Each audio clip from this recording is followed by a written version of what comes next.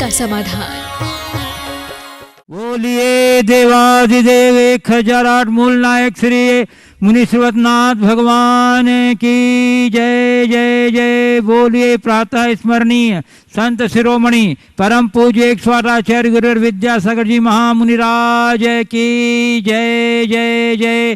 बोलिए गुणायतन प्रणेता संकट समाधान प्रवर्तक भावना योग प्रवर्तक प्रखर वक्ता परम पूज्य 108 मुनिवर श्री प्रमाण सागर जी मुनिराज की जय जय जय। बोलिए परम पूज्य 108 मुनिवर से अरह सागर जी मुनिराज की जय जय जय।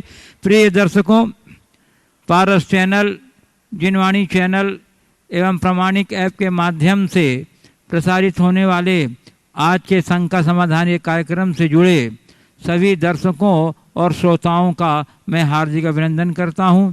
मैं आपको लिए चलूं शंका समाधान की ओर। इसके पूर्व रोज की तरह हम लोग पूज्य देव के चरण कमलों में सामूहिक रूप से त्रिवार नमोस्तु निवेदित करते हुए उनके मंगल में आशीर्वाद से अपने को अभिषेक करके तार्थ करेंगे। तो हाथ जोड़िए, मस्तक झुकाइए और बोलिए मेरे साथ, नमोस्तु गुरुदेव, नमोस्तु गुरुदेव, नमोस्तु गुरुदेव। बोलिए मुनिवर श्री प्रमाण सागर जी महाराज की जय। पूज्य गुरुदेव, प्रथम प्रश्न के लिए मैं प्रस्तुत कर रहा हूँ प्रश्न इंदौर मध्य प्रदेश से शेफाली राजेश जैन। गुरुदेव, मेरी शंका यह है कि मन के अनुरूप पंचेंद्रियों का भोग करने में सभी इंद्रियां पूर्ण सहयोग करती हैं एवं इसके विपरीत जब हम पंचेंद्रियों के विषय का त्याग करते हैं तो यही इंद्रियां उस त्याग का विरोध करती हैं और मन को विचलित करने का प्रयास करती हैं। ऐसा क्यों? क्या पंचेंद्रियों से विमुक्तता मोक्ष मार्ग की प्रथम सीढ़ी है? देखिए, ये बात सही है कि इंद्रियों के भोग में मन पूरा साथ देता है और जब भोगों से विमुखता की बात आती है तो लोलुपता कम नहीं होती। आपने कहा कि इंद्रियां का साथ नहीं देती। हकीकत ये नहीं है, मन साथ नहीं देता। इंद्रियां अपने आप में कुछ नहीं करती, उनका उत्प्रेरक मन है। मन यदि ठीक रहे तो हमें इंद्रियों से कहीं कभी भी दिक्कत नहीं होगी। इसलिए हमेशा अपने मन को ठीक बनाने का प्रयास करना चाहिए। गुरुदेव अमरकंटक में थे। रामकृष्ण परमहंस मिशन के 40 सन्यासी गुरु चरणों में आए। काफ़ी अच्छी तत्व चर्चा चल रही थी, साधना से संदर्भित बातें वे सब कर रहे थे। उसी मध्य एक साधक ने पूछा, गुरुदेव इंद्रिय जय कैसे करें? गुरुदेव ने कहा, बड़ा सरल उपाय है। क्या है? बोले इंद्रिय का काम इंद्रिय से करो। महाराज इंद्रिय का काम तो इंद्रिय से करते। बोलते नहीं, इंद्रिय का काम इंद्रिय से करो तो इंद्रिय को जीतने की जरूरत नहीं। इंद्रिय के काम में जब मन जुड़ जाता है तो काम बिगड़ता है। तो जो इंद्रिय का काम आँख का काम है देखना, देखो, उसे अच्छा बुरा मत मानो। नाक का काम गंध लेना है, गंध लो, उसे अच्छा बुरा मत मानो। कान का काम सुनना है, सुनो, अच्छा बुरा मत मानो। जीभ का काम चखना है, चखो, अच्छा बुरा मत मानो। स्पर्श का काम स्पर्श लेना है, लो, लेकिन उसमें इष्टानिष्ट न मानो। ये कौन मानता है? इंद्रिय की मन। तो सारा खेल मन का है। इसलिए अगर हमें वैराग्य पथ पर आगे चलना है तो सबसे पहले अपने मन को मोड़ना अपेक्षित है। मन को मोड़े बिना हम अपने लक्ष्य की ओर आगे नहीं बढ़ सकते। पूज्य गुरुदेव, गढ़ा कोटा जिला सागर मध्य प्रदेश से श्री प्रवीण सिंह गई कह रहे हैं कि गुरुदेव पहाड़ चढ़ने का एक उसूल है, झुककर चलो, दौड़ो मत। तो हे गुरुवर, क्या जिंदगी का सफ़र भी इसी उसूल के साथ जीना चाहिए? बिल्कुल। जो झुक करके चलता है, धीमी धीमी गति से चलता है, वो पहाड़ चढ़ जाता है। और जो अकड़ करके चलता है, दौड़ता है, वो एक आध मील में ही हाँप जाता है। संत कहते हैं जीवन को ऊंचाई तक पहुंचाना है तो विनम्रता लाओ, झुको और भागो मत, भागम भाग से बचो, सहज गति से चलो, जीवन आगे बढ़ेगा। पूज्य गुरुदेव, इंदौर मध्य प्रदेश से महेंद्र जैन पत्रकार कह रहे हैं, गुरुदेव कहा गया है कि जिसका दिल साफ है वह बहुत लोगों का खास है। महाराज जी, पल पल झूठ के वातावरण में अपने आप को सच्चा और साफ कैसे साबित किया जाए, कृपया मार्गदर्शन। झूठ के वातावरण में अपने आप को सच्चा और सही साबित कैसे किया जाए? मैं आपसे कहना चाहूँगा कि सच्चा और साबित करने के प्रयास में मत लगे, सच्चा और सही बनने के प्रयास कर लीजिए। अगर आप अंदर से सच्चे और सही हो तो आपको इस बात की परवाह ही नहीं होनी चाहिए कि लोग मुझे सच्चा मान रहे हैं या नहीं, सही मान रहे हैं या नहीं। मैं सच्चा हूँ अपने लिए, मैं सही हूँ अपने लिए, औरों के लिए नहीं। सबसे पहले ये हमें अपने आप को भीतर से इस तरह से तैयार करना चाहिए। और यदि हम अपने आप को सच्चा सही मानने में, बनाने में तैयार समर्थ हो जाते हैं तो धीरे धीरे लोग अपने आप हम पर भरोसा करेंगे, फिर ज़्यादा कुछ कहने की ज़रूरत नहीं होगी। पूज्य गुरुदेव, कटनी मध्य प्रदेश से डॉक्टर विनय जैन कह रहे हैं, गुरुदेव मेरा प्रश्न यह है कि मंदिर में भगवान की मूर्ति से जो पॉजिटिव एनर्जी निकलती है वह कहाँ से आती है? क्या मूर्ति की प्राण प्रतिष्ठा के समय मंत्रोच्चारण से जो एनर्जी समाहित की जाती है वही निरंतर निकलती रहती है? क्या वह कभी क्षीण नहीं होती है? क्या अर्थ के इलेक्ट्रोमैग्नेटिक फील्ड से भी स्मृति में एनर्जी का प्रवाह बना रहता है? मंदिर का शिखर हमेशा कॉनिकल होता है और वह मेटल का बना होता है, जिससे वह आसपास की पॉजिटिव एनर्जी को अपने में समाहित करके मंदिर के वातावरण में प्रवेश करा पाता है। मेरी धारणा कहाँ तक सही, कृपया समाधान करें। बहुत अच्छा सवाल आपने किया है और काफ़ी हद तक आप सही है। बात ऐसी है कि जब हम प्रतिमा की प्रतिष्ठा करते हैं उससे पूर्व वो मूर्ति होती है, लेकिन जब हम पूरी की पूरी विधि विधान के साथ अनुष्ठान पूर्वक उसमें गुणों का आरोपण करते हैं, मंत्र संस्कार करते हैं, तो प्रतिमा भगवान बन जाती है और उससे ऊर्जा का प्रस्फोट होता है। तो एक ऊर्जा तो प्रतिष्ठा के माध्यम से वहाँ होती ही है, दूसरी ऊर्जा वहाँ जाकर के लोगों के द्वारा जो जप तप ध्यान पाठ पूजा की जाती है उससे भी वे वहाँ सकारात्मक ऊर्जा छोड़ते हैं, उससे भी वहाँ ऊर्जा बढ़ती है। तीसरी बात, जो मंदिर की संरचना है शिखर के आकार का और उसके ऊपर जो गुम्मट लगा है वह भी कॉस्मिक एनर्जी को ग्रहण करता है और उससे मंदिर का वातावरण ऊर्जामय बनता है। जहाँ तक सवाल है कि प्रतिमा की एनर्जी का लेवल क्या कभी घटता नहीं, घट सकता है। यदि वहाँ अशुद्धि और अपवित्रता का संचार हो जाए तो वह ऊर्जा कम हो जाती है, क्योंकि ऊर्जा चैतन्य नहीं पौद्गलिक है। ऊर्जा को कभी चैतन्य मत मानना, ये सब पुद्गल परमाणुओं का परिणमन है, ये पुद्गल के गुण हैं, भौतिक है, आत्मिक नहीं। आत्मिक ऊर्जा कभी विनष्ट नहीं होती और पौद्गलिक ऊर्जा देश काल से प्रभावित होते रहती है। तो ऐसी स्थिति में ये ऊर्जा प्रभावित होती है और हम उसे फिर से आरोपित कर सकते हैं।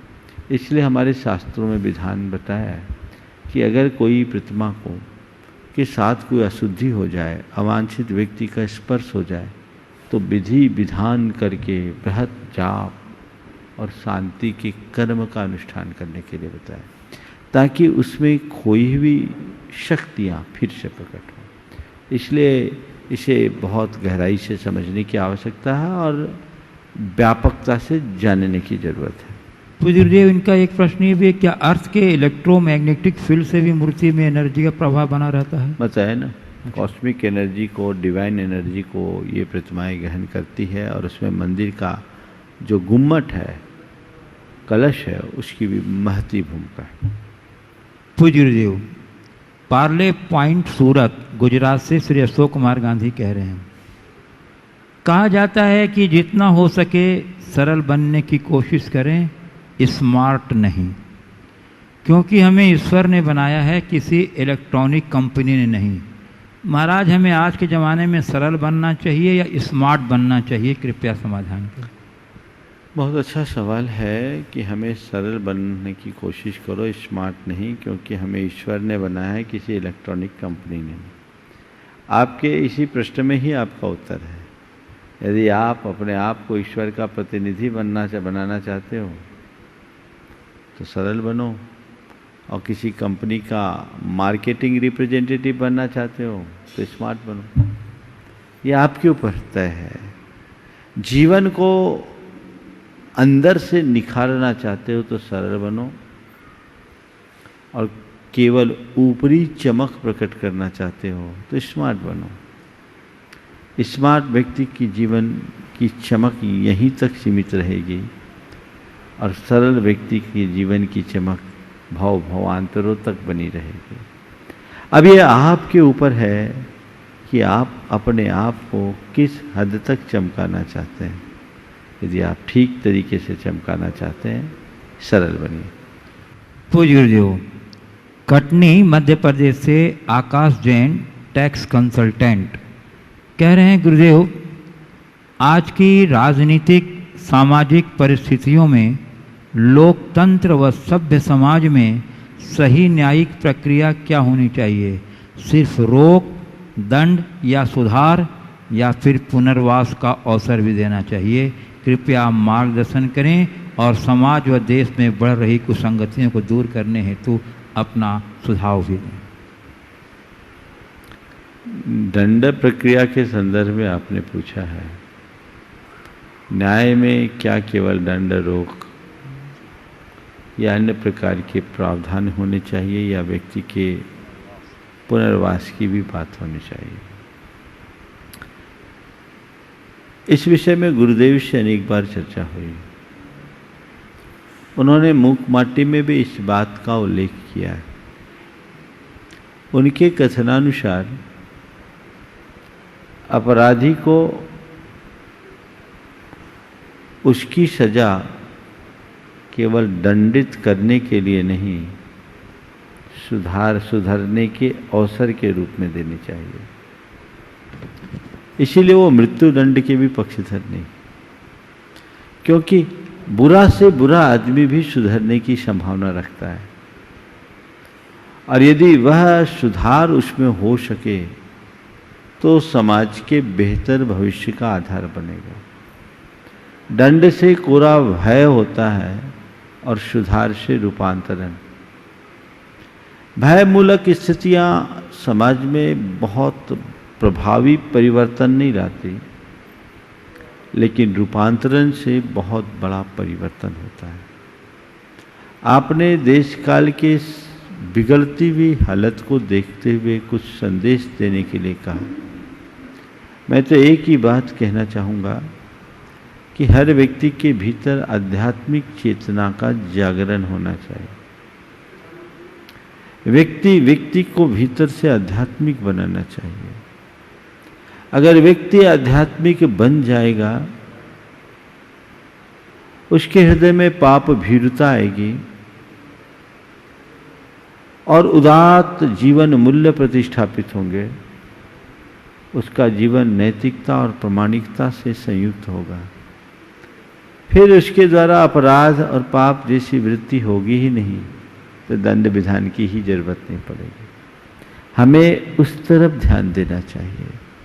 दंड विधान लोक व्यवस्था को सुधारने के लिए सही है, अपनी जगह उसकी उपयोगिता भी है, पर मुझे इस दंड विधान के संदर्भ में विनोबा भावे का एक वाक्य स्मरण में आता है, जिस पर आज पूरी दुनिया के लोगों को विचार करने की जरूरत है। उन्होंने कहा कि कानून के बल पर हम वेश्यावृत्ति को भले रोक दें, कानून के बल पर हम वेश्यावृत्ति को भले रोक दें, पर हर स्त्री के प्रति हर पुरुष के हर स्त्री को देखकर हर पुरुष के मन में माँ, बहन या बेटी का रूप दिखे, यह केवल धर्म ही कर सकता है, यह केवल अध्यात्म ही कर सकता है। हर स्त्री में माँ, बहन और बेटी का रूप दिखे, यह दृष्टि होनी चाहिए। तो एक नैतिक जागरण से जीवन में एक बड़े परिवर्तन से संभव होगा, और वैसा हम परिवर्तन करेंगे तभी वह हमारे जीवन में घट पाएगा। पूज्य गुरुदेव, सागर मध्य प्रदेश से श्री पीयूष जैन कह रहे हैं, खुद से बहस करेंगे तो सारे सवालों के जवाब मिल जाएंगे, और दूसरों से बहस करेंगे तो और नए सवाल खड़े हो जाएंगे। क्योंकि जब मनुष्य अपनी गलती का वकील और दूसरी की गलतियों का जज बन जाता है तो फैसले नहीं, फासले हो जाते हैं। तो महाराज जी, हम खुद की गलती के जज और दूसरे की गलती के वकील कैसे बने, ताकि उनके हृदय की कील निकालकर फासले मिटा सकें। खुद के गलती के जज और दूसरे की गलती के वकील कैसे बने, ताकि उनके भीतर की कील निकालकर हम फासले को मिटा सकें। देखिए, मैं तो कहता हूं कि न हम जज बने न वकील। जज और वकील की जरूरत तो तब होती है जब कुछ गड़बड़ होता है। गड़बड़ ही समाप्त हो जाए तो जज और वकील की जरूरत क्या है। हमें अपने आप को इस तरह से डेवलप करना चाहिए कि हम खुद गलती ना करें और औरों की गलती न देखें। यदि हम गलती नहीं करेंगे और औरों की गलती से बचेंगे तो हमारे जीवन में ये बातें सहज घटित होने लगेगी। पूज्य गुरुदेव, खुरई मध्य प्रदेश से रितु जैन कह रही हैं, महाराज जी, अगर किसी व्यक्ति को पूरे टाइम नेगेटिव और डिप्रेस्ड माहौल में रहना मजबूरी हो, उसके अलावा कोई ऑप्शन न हो, तो वह कैसे खुद में पॉजिटिविटी ला सके और कैसे अपनी पॉजिटिविटी को अपने आसपास के नेगेटिव माहौल में फैला सके। जब ऐसी स्थिति आए तो घबराए नहीं, उसे अपने लिए एक बड़ी चुनौती के रूप में ले, और उस घड़ी में फूल को याद करें। फूल के चारों ओर कितने कांटे होते हैं, लेकिन वो फूल कांटों के मध्य भी खिला रहता है। हम इसे एक चुनौती के रूप में लें कि मेरे चारों तरफ नकारात्मकता है, लेकिन इस नकारात्मक वातावरण में भी मुझे मेरी जो मौलिकता है उसे बचा के रखना, अपनी सकारात्मक पहचान खोना नहीं। हर पल फूल को याद करो, फिर मन कभी घबराएगा नहीं। सैकड़ों कांटों के मध्य एक आध फूल होता है, लेकिन फिर भी खिलता है।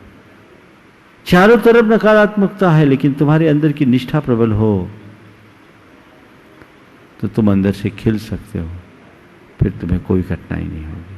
बस उसके लिए लक्ष्य होना होगा, निष्ठा रखनी होगी कि नहीं, मुझे ऐसा करना ही है।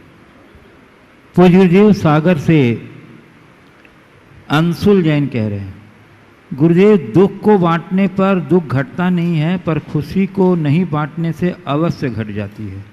तो क्या हम अपनी समस्या किसी के साथ साझा न करें और सिर्फ खुशी के प्रति ही हमारा झुकाव बना रहे? दुख को बांटने पर दुख घटता नहीं और सुख को बांटने पर सुख घटता है, ये पूछ रहे ना। देखिए, मैं आपकी बात से थोड़ा सा इसे बदलना चाहूँगा। दुख कभी बांटना नहीं चाहिए। दुख बांटने की चीज नहीं, दुख सहने की चीज है। तुम्हारे जीवन में कितना भी बड़ा दुख हो, चुपचाप सहो। अपने भीतर की सहन शक्ति को विकसित करो, दुख को सहो और सुख को बांटो।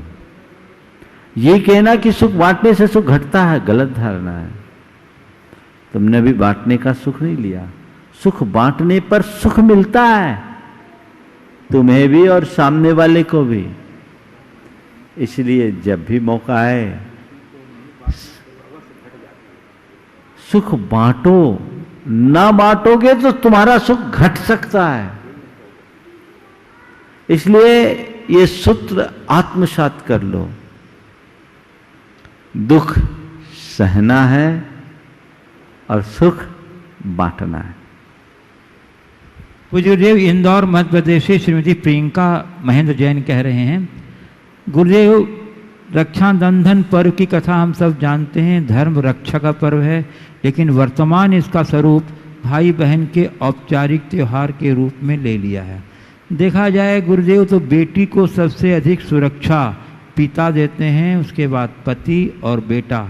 तो क्या पति और बेटे को भी भाई की तरह रक्षा सूत्र बांधा जा सकता है? कृपया मार्गदर्शन।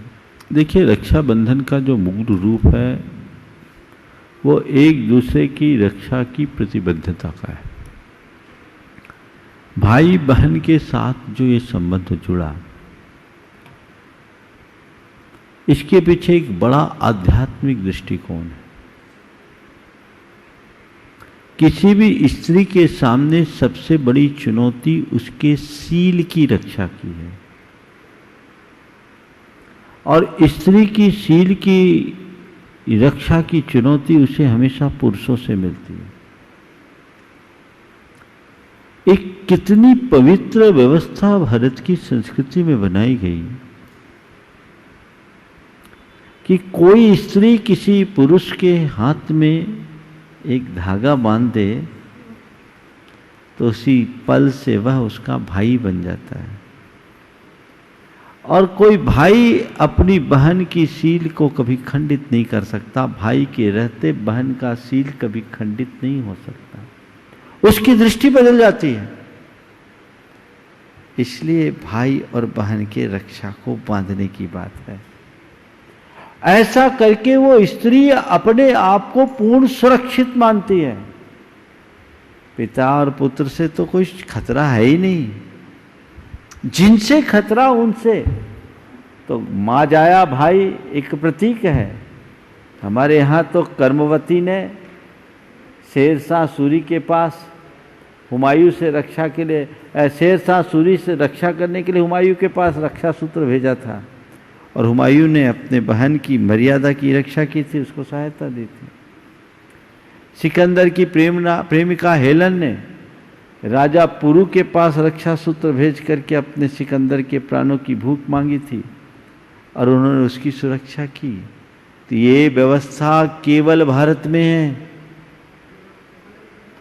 केवल भारत में है, जहाँ सारी नारी जाति के प्रति दृष्टि को पवित्र बनाने की बात की गई है। तो इसको उस दृष्टि से देखना चाहिए। तो भाई बहन का जो संबंध को जोड़ करके ये कहा गया, ये बिल्कुल सामाजिक स्वरूप में है। रक्षाबंधन बहुत व्यापक है। रक्षाबंधन के दिन फिर इस पर विस्तार से चर्चा करेंगे। पूज्य गुरुदेव, उज्जैन मध्य प्रदेश से अनिल लोहाड़िया कह रहे हैं गुरुदेव कि कई बार भक्त गुरु से पूछते हैं आपका रत्नत्रय कैसा है। गुरुदेव, रत्नत्रय कभी खराब नहीं होता, वो हमेशा एक जैसा रहता है। सम्यक दर्शन, सम्यक ज्ञान और सम्यक चार्य को रत्नत्रय कहते हैं। ये कभी खराब कैसे हो सकते हैं? हाँ, श्वास जरूर अच्छा है, खराब हो सकता है। इसलिए जब भी गुरुजनों से पूछें तो हम कुशल क्षेम पूछें कि आपका श्वास कैसा है, रत्नत्रय कैसा, ये पूछना कहाँ तक उचित है? देखिए, लोक व्यवहार की बातें हैं। हाल चाल पूछा जाता है, कैसे हैं। आम आदमी को जैसे बोलते हैं वैसे हैं। साधु जनों के प्रति एक अवधारणा है कि साधु की का असली जो स्वरूप है वो शरीरगत नहीं, उसके भीतर के गुणोगत है। तो उसके गुण है रत्नत्रय। तो महाराज, आपका रत्नत्रय कैसा है? ये एक लोक व्यवहार में है, लेकिन एक परंपरा में और इससे अच्छा है। महाराज, साता छे, गुजरात साइड के लोग साता छे ये बोलते हैं। आपको शाता है, सुख शाता छे, ये भी एक व्यवस्था है। तो कुशल क्षेम के अनुसार पूछ लो। अब आप साधु को भी आम आदमी की भांति पूछो तो वो थोड़ा लोगों में अटपटा, महाराज कैसे हैं, जैसे आपके मित्र हैं।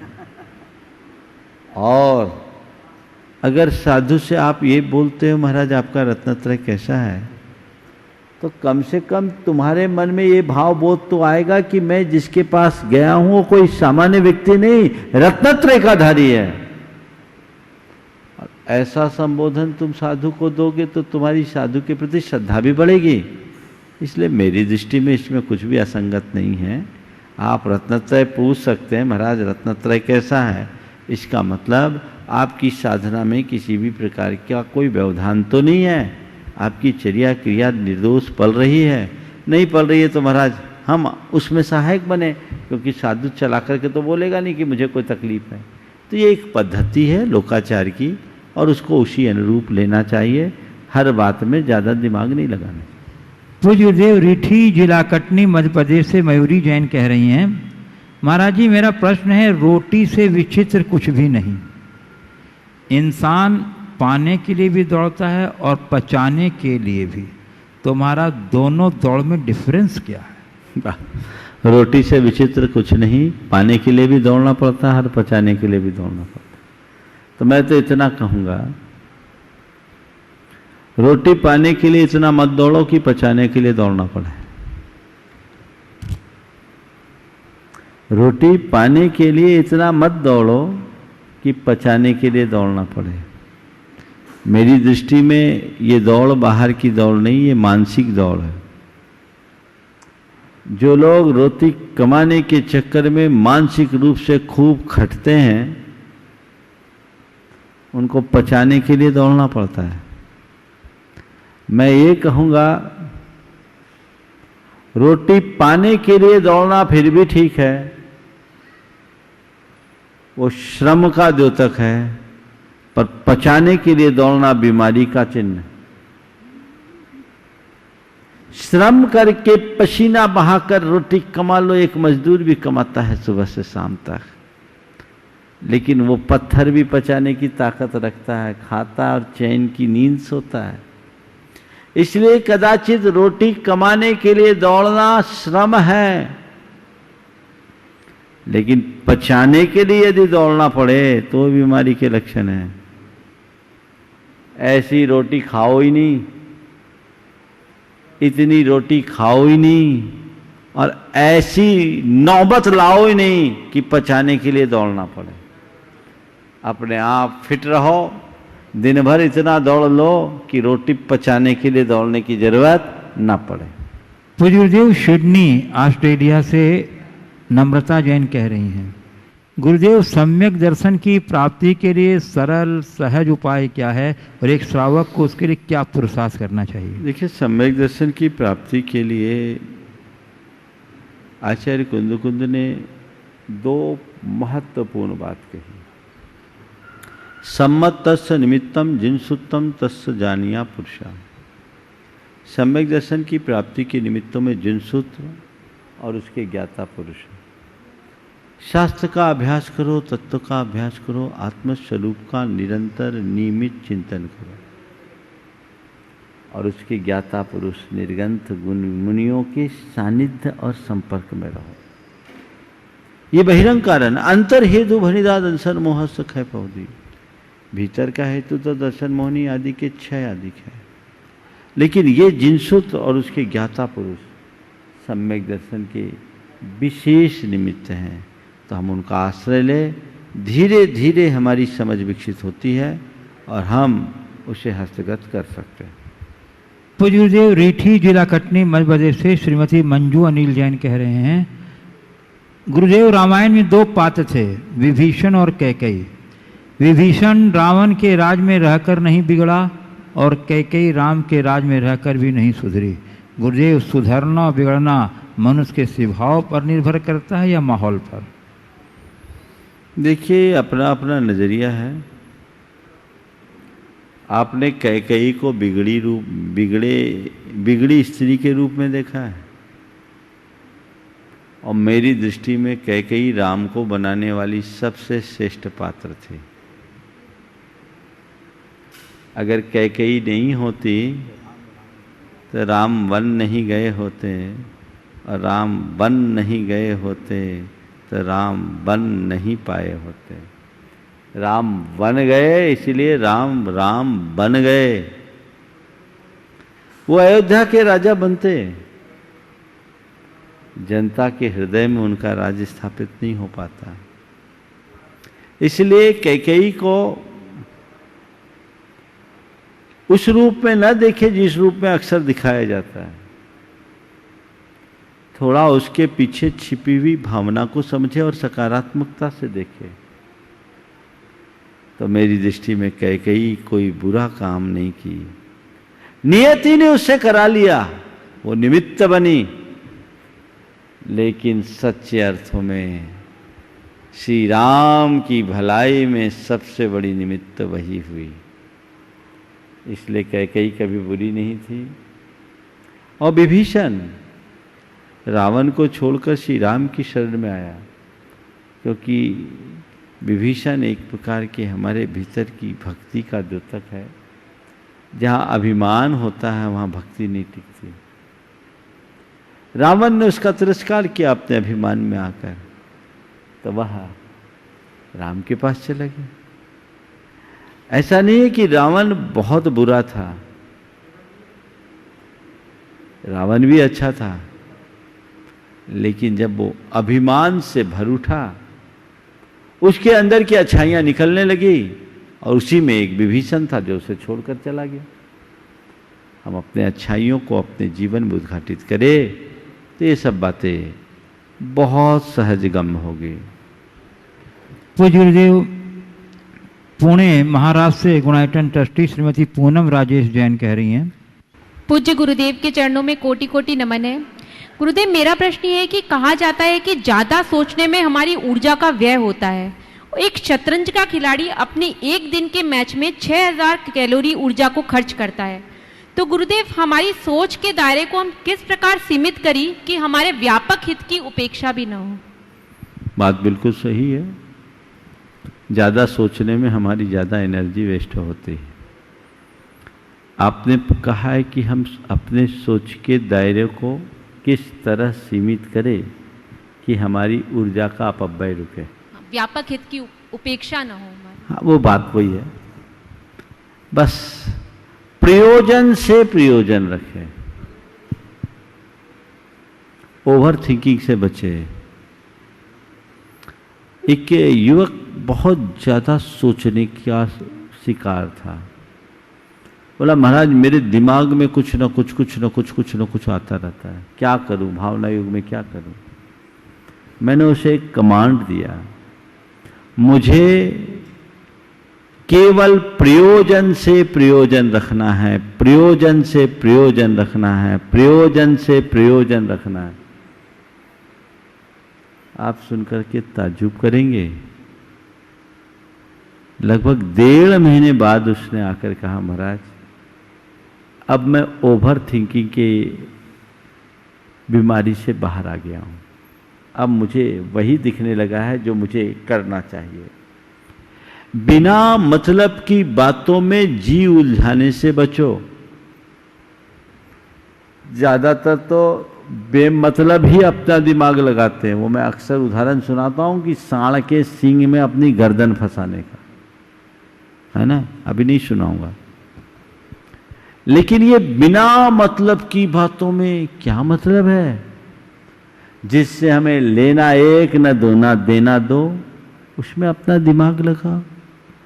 अपने दिमाग को क्रिएटिव कार्यों में लगाओ, सकारात्मक दिशा में लगाओ, रचनात्मक कार्यों में लगाओ, जिससे हम कुछ अच्छा कर सके। व्यर्थ की बातों में सोचने वाले, व्यर्थ की बात सोचने वाले अपने जीवन में कुछ नहीं कर सकते। तो ये उक्ति ध्यान रखो, मुझे केवल प्रयोजन से प्रयोजन रखना है। ज्यादा सोचोगे तुम्हारी दशा सोचनीय बन जाएगी। उतना ही सोचो जितना जरूरी है। अपनी शक्ति को बचा के रखो। जैसे धन का महत्व है, वैसी हमारी अंदर की शक्तियों का भी महत्व है। खोया हुआ धन तो फिर भी जोड़ा जा सकता है, लेकिन खोई भी शक्ति को पुनः पाना बहुत मुश्किल होता है। इसलिए हमेशा अनावश्यक सोचने से बचें। नमोस्तु गुरुदेव। श्री प्रमोद जी जैन कटनी का मंत्री धर्म प्रभावना समिति, जिन्हें पंचायत जैन दिगंबर पंचायत कटनी, जिन्हें हम लोग कक्का जी के नाम से जानते हैं, और उनके साथ ही उनका पोता आमर्श जैन। गुरुदेव के चरणों में त्रिवार नमोस्तु। हे भगवान, जैन धर्म एक विश्वव्यापी धर्म है और आत्मा के स्वरूप को लगभग सभी धर्मों ने स्वीकार किया है, गुरुओं ने स्वीकार किया है। जैन धर्म में आत्मा का सर्वांगीण स्वरूप क्या है, ये मैं जिज्ञासा रखता हूं आपके चरणों में। देखिए, बहुत बड़ा दार्शनिक सवाल आपने किया। आत्मा के स्वरूप को सभी आत्मवादी दर्शनकार स्वीकार करते हैं, लेकिन सबकी जो आत्मा के स्वरूप संबंधी अवधारणाएं हैं, वो सभी की अपनी अलग अलग मान्यताओं के अनुसार है। कई दर्शनकार आत्मा को नित्य और कुटस्थ मानते हैं, कई दर्शनकार आत्मा को सर्वव्यापी मानते हैं, कई दर्शनकार आत्मा को ज्ञान आदि गुणों से शून्य मानते हैं, कई दर्शनकार आत्मा को एकदम क्षणिक मानते हैं। सबकी अपनी अपनी मान्यता है। जैन धर्म में आत्मा का जो स्वरूप है बड़ा व्यापक और सर्वांगीण है। 9 विशेषताओं से आत्मा के स्वरूप का विवेचन मिलता है। वहां आत्मा के संदर्भ में कहा गया, जीवोत्ति हौदि चेदा उभोग विशेष दो पहुकत्ता भोताय देह मित्तो नहीं मुत्तो कम संजुत्तो। जीव उसका अस्तित्व है, उसमें जीवत्व है, वो चैतन्य है, चैतन्य स्वभाव है। वो योग विशेषता, उसके भीतर ज्ञान और दर्शन है, ये उसकी उपयोग शक्ति है जिससे उसकी पहचान होती है। पहु, वो अपना प्रभु स्वयं है। हर जीव अपना भगवान है, अपना ईश्वर है। वो अपने उत्थान पतन का जिम्मेदार स्वयं है। वो किसी ऐसे व्यक्ति या शक्ति के अधीन नहीं जिसके सहारे उसका उत्थान और पतन होता हो, जो उसे पुरस्कृत या दंडित करता हो, जिससे के सहारे उसका संपोषण या संहार होता हो।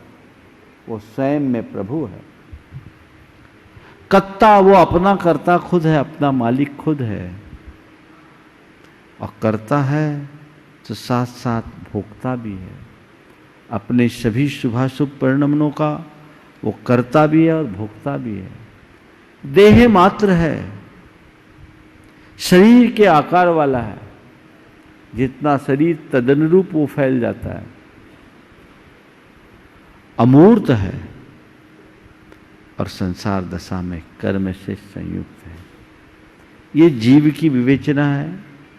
विस्तार से चर्चा करूं तो पूरा एक सेशन इसमें कम होगा। मैं आपसे कहूँगा, जीव के विषय में जिन्हें विस्तार से जानना है, हमारी पुस्तक है जैन धर्म और दर्शन, शायद नेट पर उपलब्ध है, प्रमाणिक ऐप पे या वेबसाइट पर उपलब्ध है। उसमें उसका पूरा विवेचन है, आप वहाँ से प्राप्त कर सकते हैं। जैन तत्व विद्या में भी इसका उल्लेख है। नमस्कार। अमर्श जैन कटनी, और उसके बाद तैयार रहेंगे मुकेश जैन विदिशा। मुकेश जैन बड़ा घर विदिशा। महाराज, मेरी तरफ से त्रिवाद नमोस्तु। मेरा यह प्रश्न है, जब गंधोदक को गमले में सिराते हैं, उसके अंदर जो जीव रहते हैं वो मर जाते हैं, उसका दोष लगता है कि नहीं लगता? बहुत अच्छा सवाल किया। गंधोदक को गमले में शिराने की परंपरा पता नहीं कहाँ से आई। गंधोदक को शिराना चाहिए पर निर्जीव स्थल पर शिराना चाहिए। पेड़ पौधों को सींचने के ख्याल से गमले में डालना बुरा नहीं है, लेकिन थोड़ा निगाह तो करो वहाँ कितनी चींटियाँ और अन्य जीव है। उस पर आपने पानी डाला तो ये अप्रत्यक्ष रूप से हिंसा होगी कि नहीं होगी, और उसका भागीदार वही बनेगा जो उसने किया है। इसलिए मंदिरों में गंधोदक हो उसे बहुत विवेक पूर्वक शुद्ध और प्राशुक स्थल पर ही विसर्जित करना चाहिए। पहले हमने मंदिरों में देखा है कि गंधोदक सिराने का कुंड बना रहता था, जो एक प्रकार का सॉकपिट होता था, उसमें पूरा गंधोदक अपने आप सूख जाता था। आजकल वो परंपराएं खत्म हो गई। पहले लोग खुद अपने हाथों से गंधोदक सिराते थे, अब सब माली और पुजारी के अधीन हो गया। आप अभिषेक तो खूब उत्साह से कराते हैं, कभी सोचते हैं कि इसके बाद इस गंधोदक का क्या होगा? खूब रुचि से घड़ो घड़ो जल अभिषेक के लिए लोग खपाते हैं, लेकिन वो कहाँ जा रहा है? अहिंसा के प्रति अनुराग रखने वाले व्यक्तियों को इस बात का भी ख्याल रखना चाहिए और प्राशुक व्यवस्था करनी चाहिए। श्रीमती संध्या प्रेमचंद जैन उपकार जयंती सागर, उसके पूर्व बंधुओं, कल मैंने आपको कोरोना के विभीषिका से बचने के लिए पूर्णायु आयुर्वेद संस्थान जबलपुर से 2 औषधि मंगाने के लिए कहा गया था, आरोग्य कषायम एवं संस्मनी बटी। और मेरे निवेदन के उपरांत इतने फ़ोन वहाँ आने लग गए कि वो 12 बजे तक फ़ोन पर बैठे रहे और बहुत लोगों को अटेंड भी नहीं कर पाए। तो इसके लिए उनके यहाँ से निवेदन आया है कि आप उनके व्हाट्सएप नंबर पर आप मैसेज छोड़ दें ताकि अधिक से अधिक लोगों को वो अपनी सेवा दे सकें। उसके लिए नंबर मैं आपको बताता हूँ, आप नोट कर लीजिए। वैसे शायद चल भी रहा है, पट्टी पे चल रही है, बताने की जरूरत नहीं। अच्छा, नंबर पट्टी पे चल रही है। आप उस व्हाट्सएप नंबर पर अपना व्हाट्सएप मैसेज छोड़ दें तो आपको वो अच्छी सेवा दे पाएंगे। चलिए, श्रीमती संध्या प्रेमचंद जैन। देखिए, बहुत अच्छी बात है, लोगों में बड़ी जागरूकता है और ये बहुत गुणकारी औषधि है। और ये औषधि नहीं, इसमें गुरुदेव का आशीर्वाद भी ऐसा समझना चाहिए। तो इसका प्रयोग आप खुद करें और लोगों तक इसे पहुंचाएं ताकि इस महामारी के संकट से सभी बच सके। हाँ, पूछिए। नमोस्तु गुरुदेव। मेरी गुरुदेव, जिनको आगम का ज्ञान नहीं है ऐसे जीव धर्म ध्यान किस प्रकार से कर सकते हैं? धर्म ध्यान का पात्र कौन है? धर्म ध्यान के लिए कैसी योग्यता और साधन की जरूरत है? धर्म ध्यान क्या है? प्रश्न नहीं, प्रश्न पत्र है। जिनको आगम का ज्ञान नहीं वो धर्म ध्यान कैसे कर सकते हैं? धर्म ध्यान का स्वरूप क्या है? धर्म ध्यान करने की योग्यता क्या है? और पात्र कौन? धर्म ध्यान का पात्र कौन है? धर्म ध्यान का साधन क्यों है? एक ही बात मैं कहता हूँ, धर्म ध्यान के लिए ज्ञान सहायक है पर अनिवार्य नहीं। धर्म ध्यान के लिए सबसे बड़ी जरूरत है श्रद्धा की। जैन आगम के अनुसार तो कुत्ता बिल्ली भी अपना धर्म ध्यान कर लेते हैं। वो शास्त्र ज्ञान के बल पर नहीं, आत्मज्ञान के बल पर। यदि तुम्हारे हृदय में हिताहित का विवेक है तो तुम हर स्थिति में धर्म ध्यान कर सकते हो। पहला सवाल, धर्म ध्यान के योग्य साधन क्या है? तो धर्म ध्यान के योग्य साधन में वे तमाम निमित्त हैं जो हमारे धार्मिक अनुष्ठानों में आते हैं, जिनके माध्यम से हम अपने धार्मिक क्रियाकलाप पूरे करते हैं।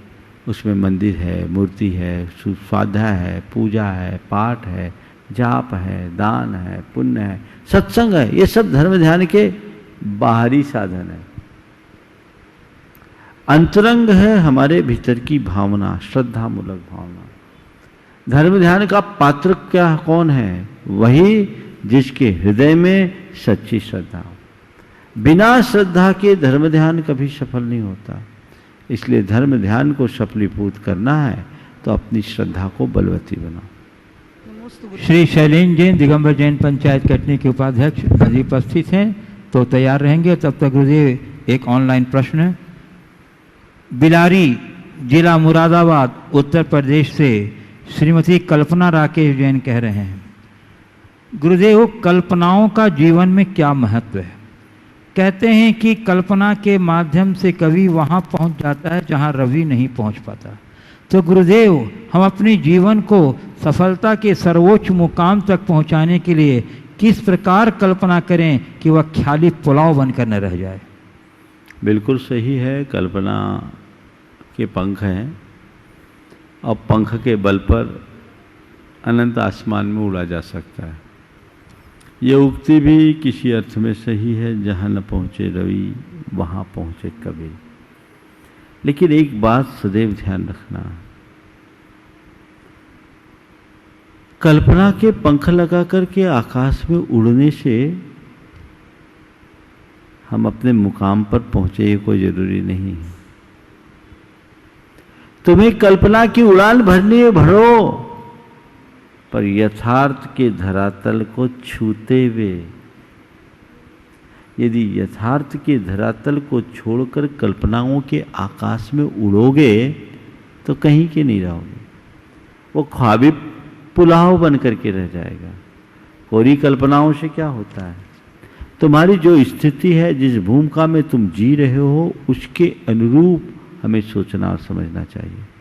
तब कहीं जाकर हम अपनी कल्पना को साकार कर सकते हैं। कल्पना एक प्रेरणा है आगे बढ़ने की, लेकिन तभी तक जब तक वो यथार्थ से जुड़ी है। यथार्थ को भुला दें तो उसके लिए एक शब्द आता है कपोल कल्पना।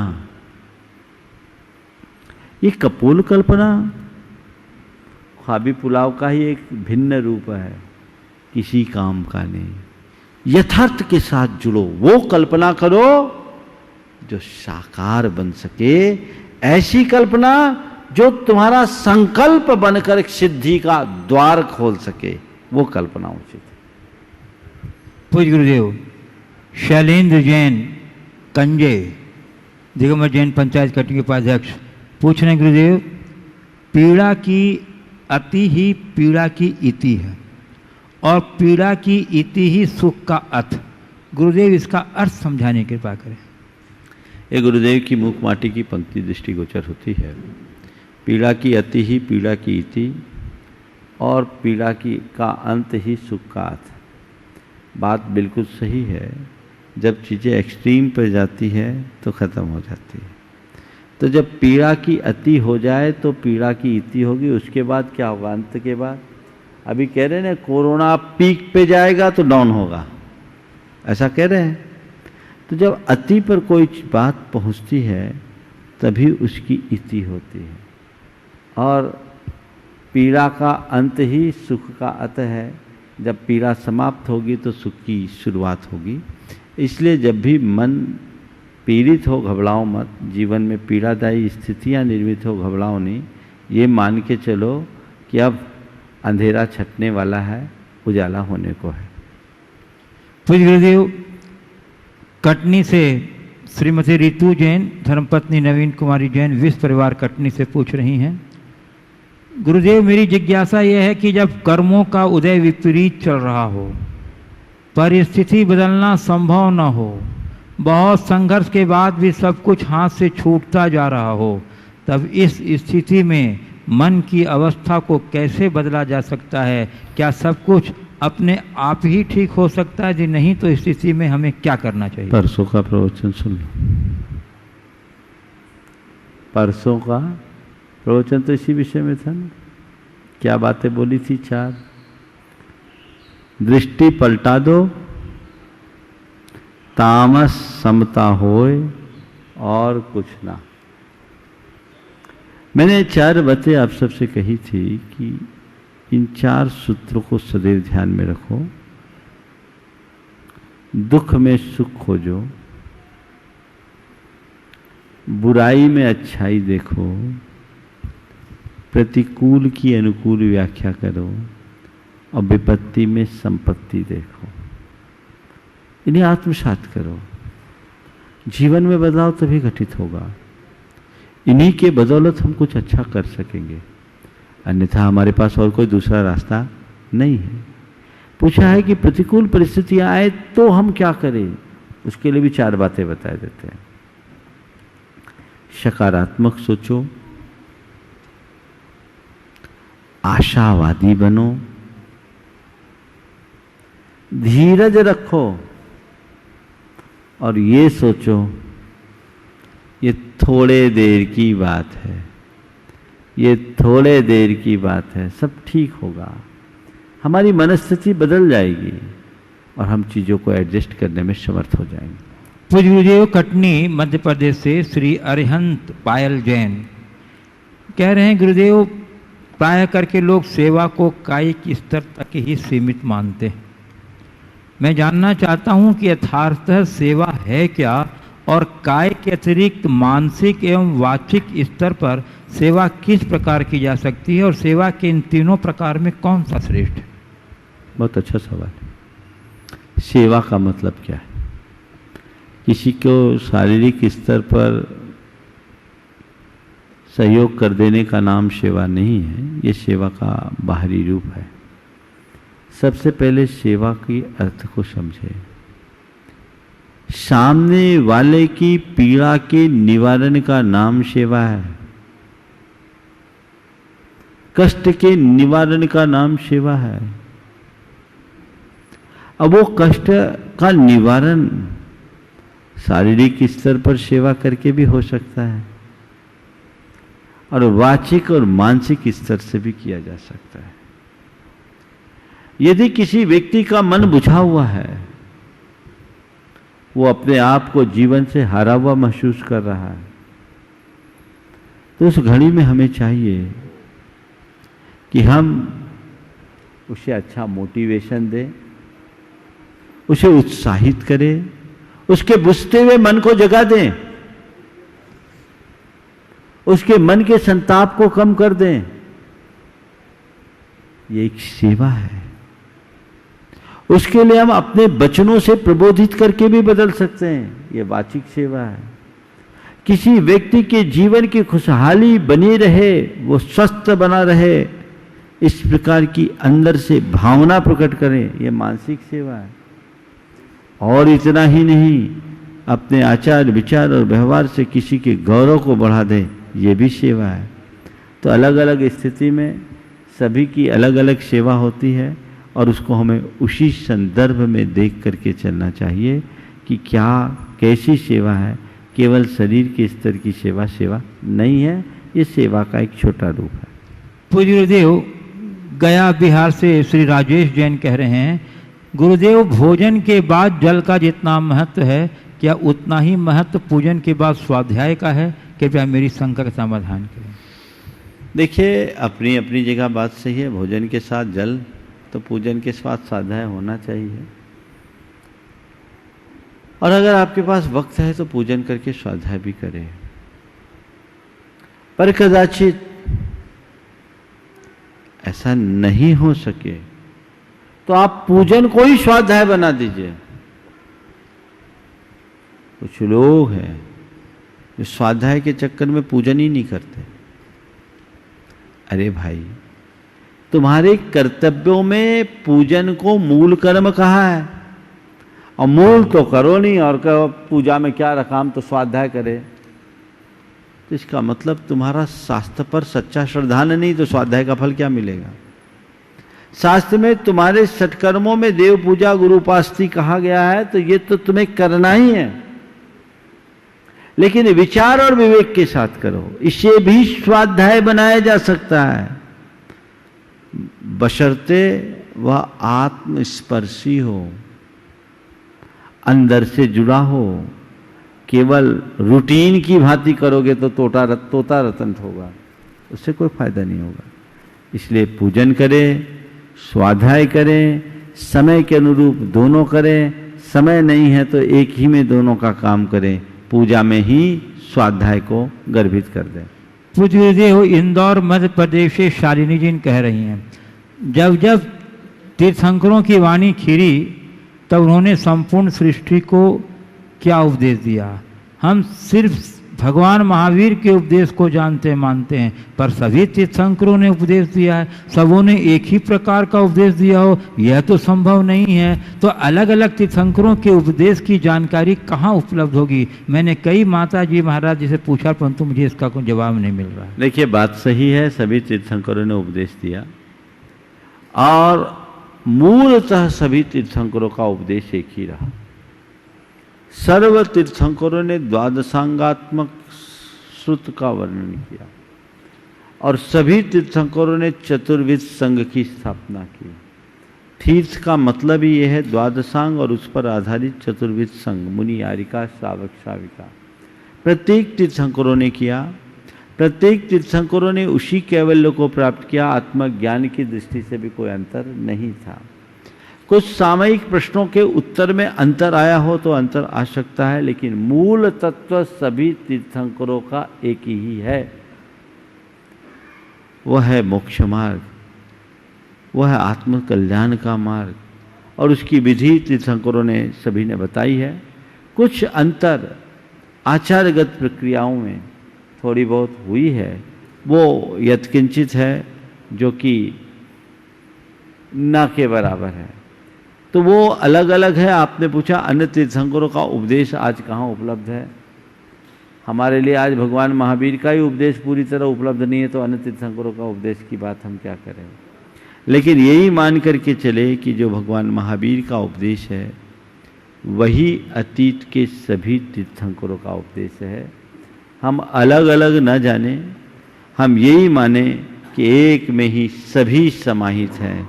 जैसे हम दीपक को देखते हैं तो अलग अलग दिखता है और ज्योति को देखते हैं तो एक दिखती है। हम दीप नहीं, ज्योति को देखने की कोशिश करें। समय आप सबका हो गया, यहीं पर विराम। बोलिए परम पूज्य आचार्य गुरुवर श्री विद्यासागर जी महाराज। बोलिए परम पूज्य 108 मुनिवर श्री प्रमाण सागर जी महाराज की।